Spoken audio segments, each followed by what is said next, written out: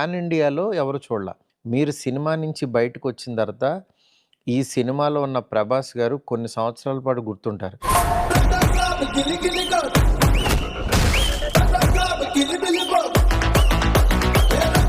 ఆ గెటప్పు, ఆ ఇదనేది ఒక మంచి ఎపిసోడ్ అది.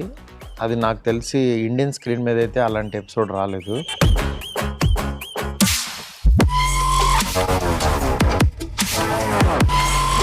అంటే ఇలాంటి సినిమాల్లో, హారర్ కామెడీ సినిమాల్లో ఎవరి రేంజ్‌లో వాళ్ళు కొత్త ఎక్స్‌పీరియన్స్ ఇస్తూ ఉంటారు.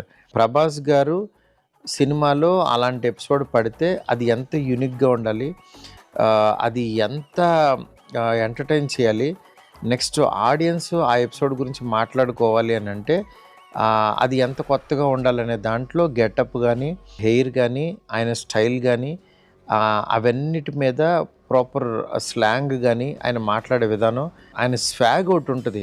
అంటే ఆయన కూర్చున్న జస్ట్ అలా నిలబడిన ఒక స్వాగ్ అనే పదం ఒకటుంటది. అట్లాగా ఆయన చైర్‌లో కూర్చున్న పద్ధతి, ఆయన ఇచ్చిన డీటెయిలింగు, అది మీరు మామూలుగా ఎంజాయ్ చేయరు. Wait and watch.